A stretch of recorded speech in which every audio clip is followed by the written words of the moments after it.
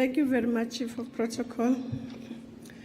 Your Excellency, President Idris Deby, Chairperson of the African Union and President of the Republic of Chad, Your Excellency, President Paul Kagame of the Republic of Rwanda, and our gracious host, Your Excellencies, Heads of State and Government of the African Union, Your Excellency, Mr. Mahmoud Abbas, President of the Palestine Authority, Excellencies, former Heads of State and Government, former Secretaries General and Chairpersons of the OAU and AU, Dr. Lopez, Executive Secretary of UNECA, Dr. Adesina, President of the African Development Bank, Excellencies, members of the Executive Council and other ministers, representatives of AU organs,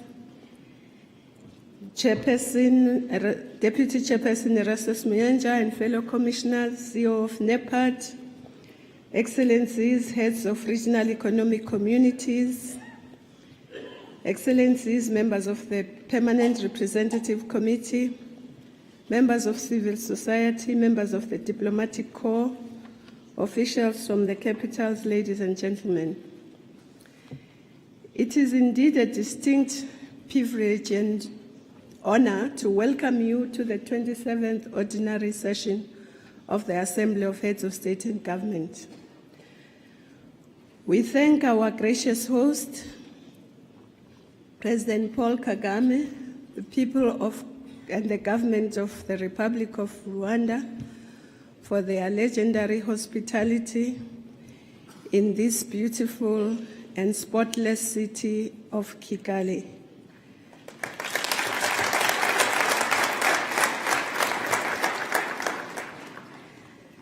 They tell us that it's a country of 1,000 hills, 1,000 smiles, and 1,000,000 opportunities.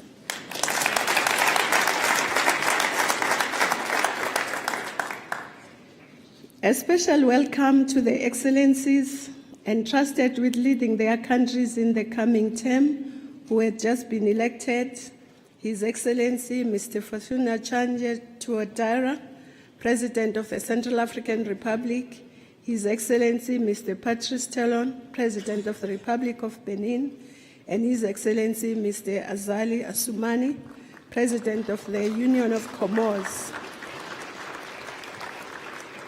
We would also like to congratulate the presidents who have been re-elected in their countries, President Sassou Nguesso of the Republic of Congo, President Museveni of the Republic of Uganda, President Issoufou of the Republic of Niger, President Goulet of Djibouti, President Basongo of the Republic of Equatorial Guinea, and of course, our own chairperson of the African Union, President Deby of the Republic of Chad, for their re-election. We should also take this opportunity to again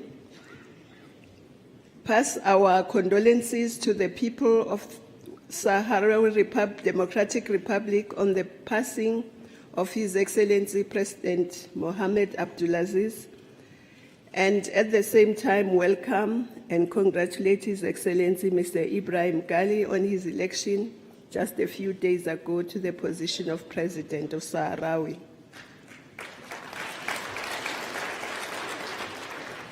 The AU remains with you in your struggle for self-determination.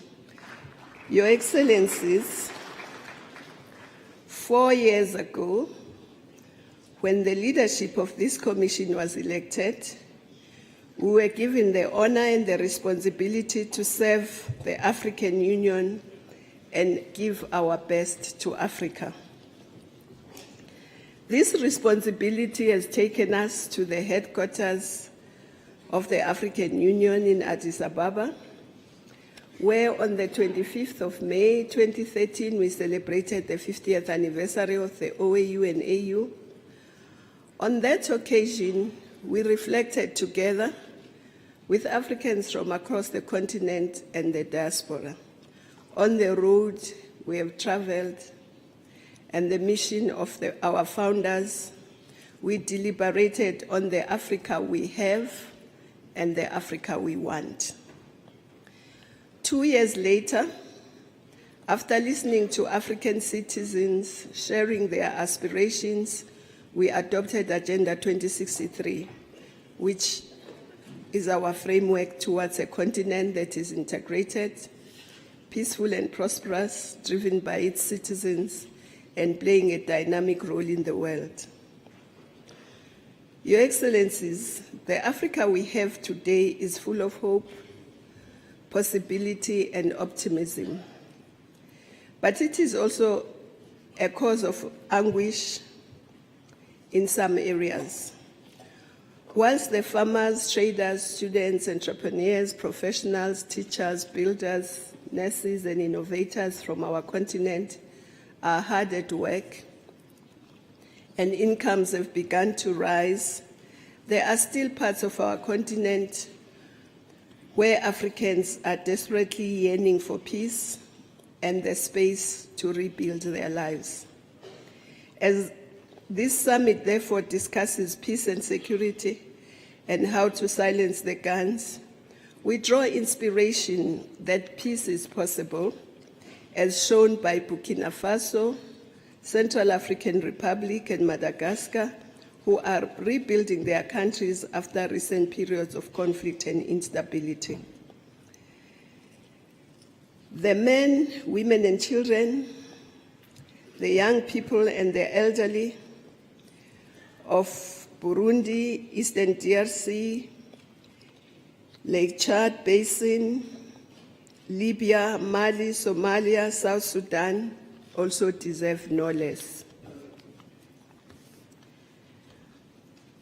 We are encouraged by the fact that after the recent problems in South Sudan, IGAD acted swiftly and they had a meeting yesterday, and I'm sure the decisions that they took will give hope to the civilians and the people of South Sudan. As the African Union, we have made the pledge not to bequeath violent conflicts, wars, genocides to future generations of Africans. That pledge demands our attention as we gather in Rwanda, whose brutal events of 1994 made us commit to this principle of non-indifference.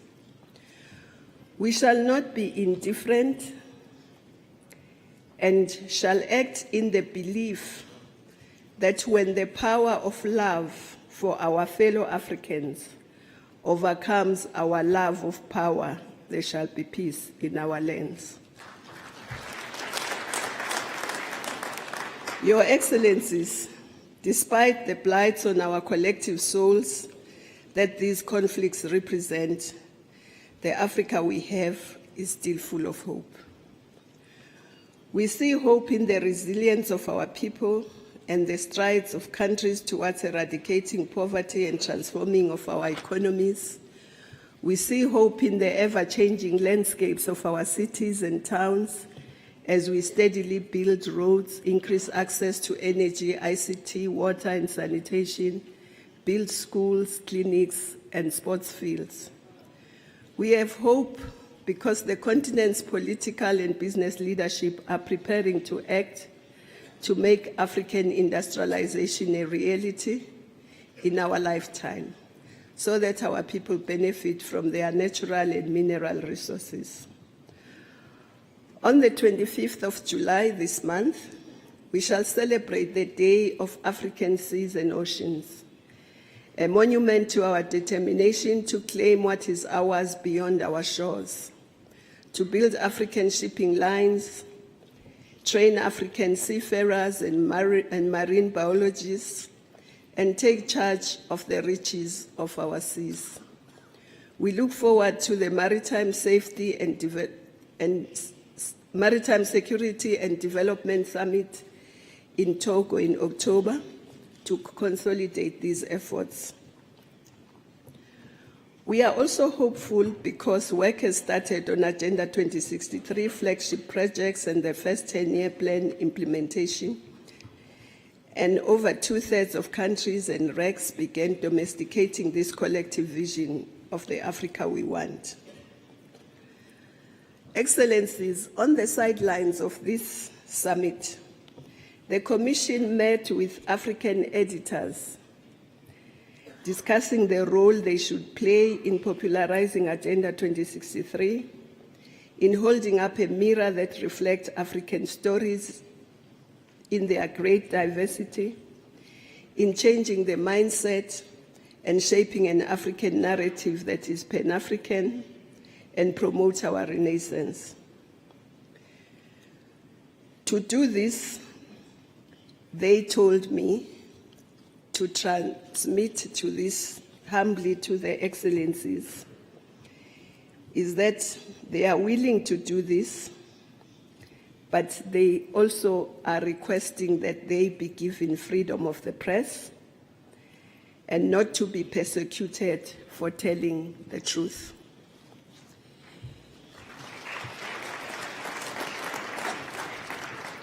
We are indeed hopeful because across the length and breadth of our lands, girls and women see our commitment to empower them as we increase women's participation in the table in peace talks, in parliaments, governments, judiciaries, and the economy. As we advocate for their access to land, education, health, credit, and recognition of their rights as human rights. The President and the global champion for women's rights.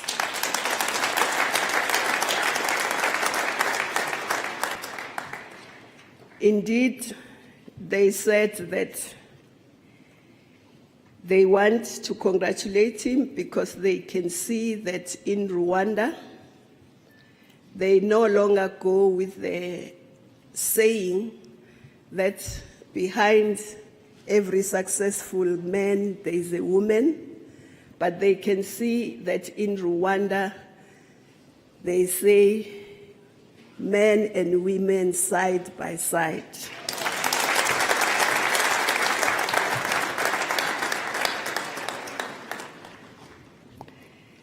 Excellencies, we are also hopeful because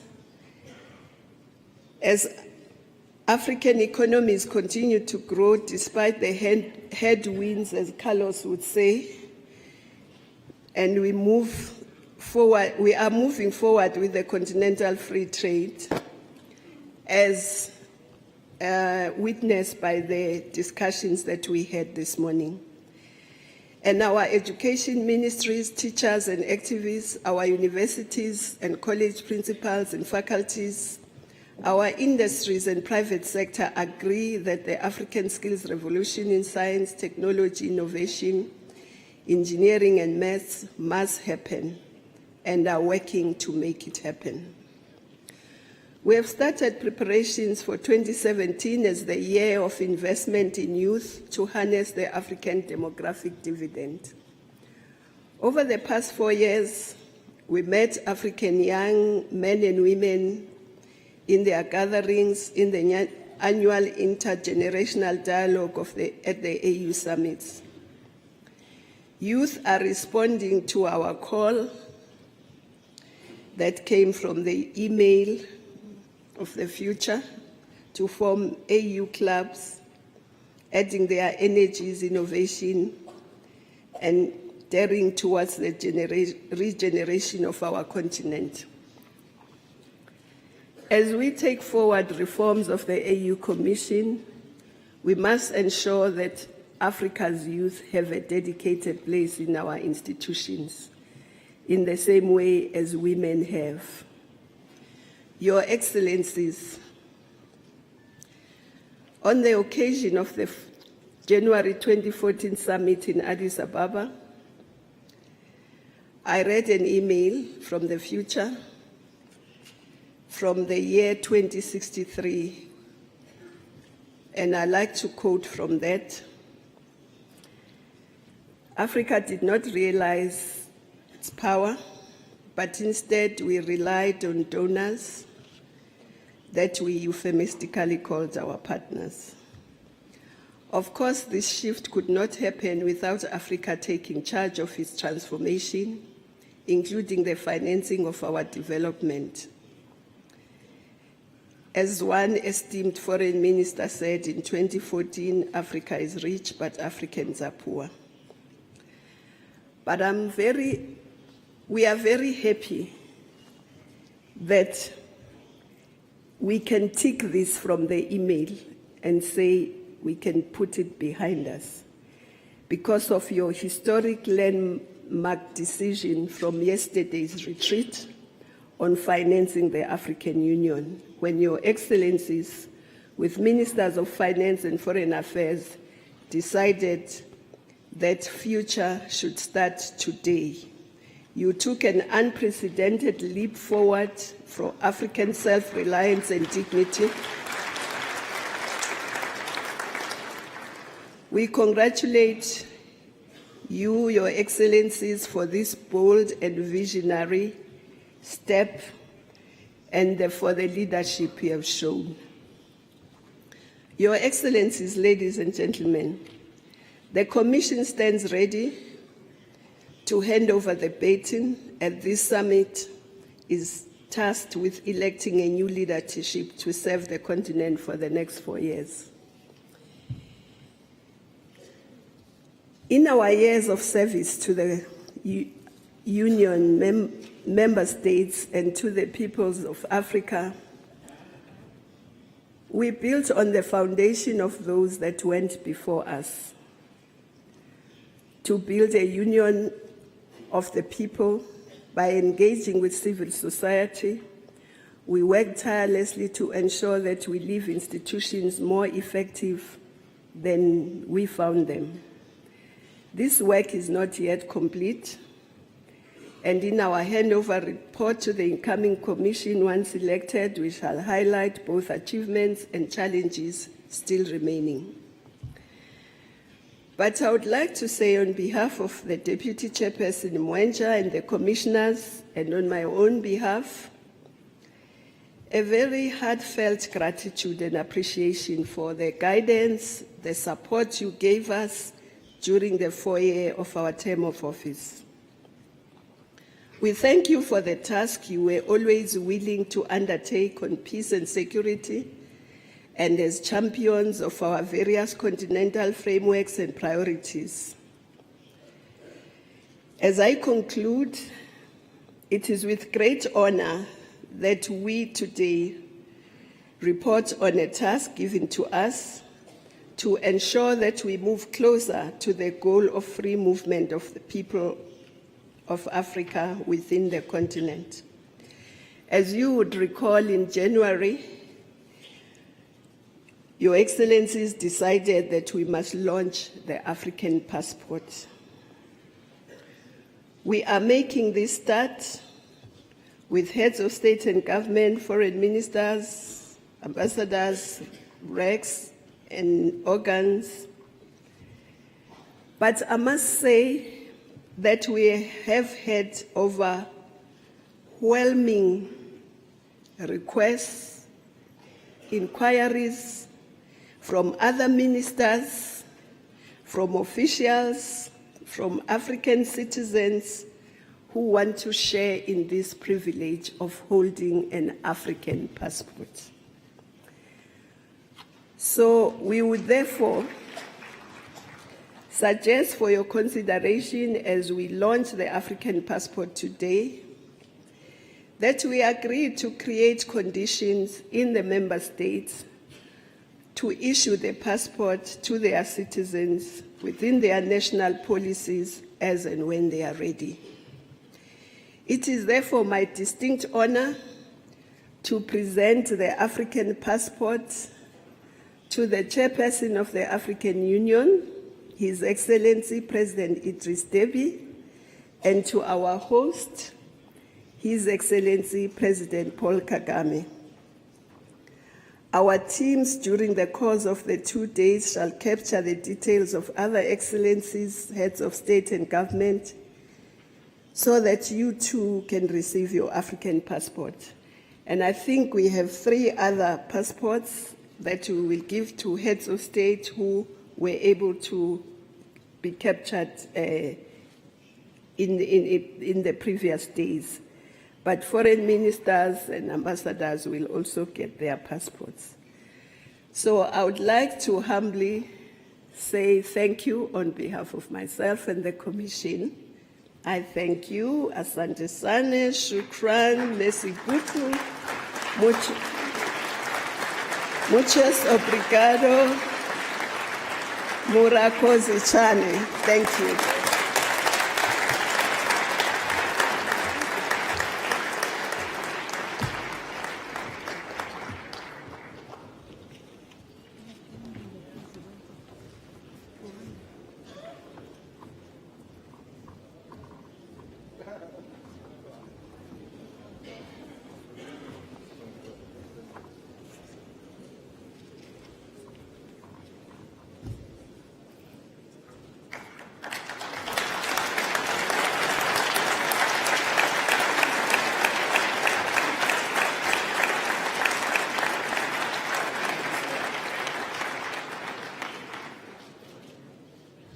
L'Eucharistie, c'est vraiment moi.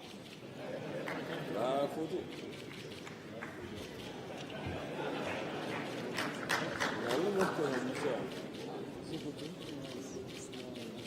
Ah oui, c'est moi.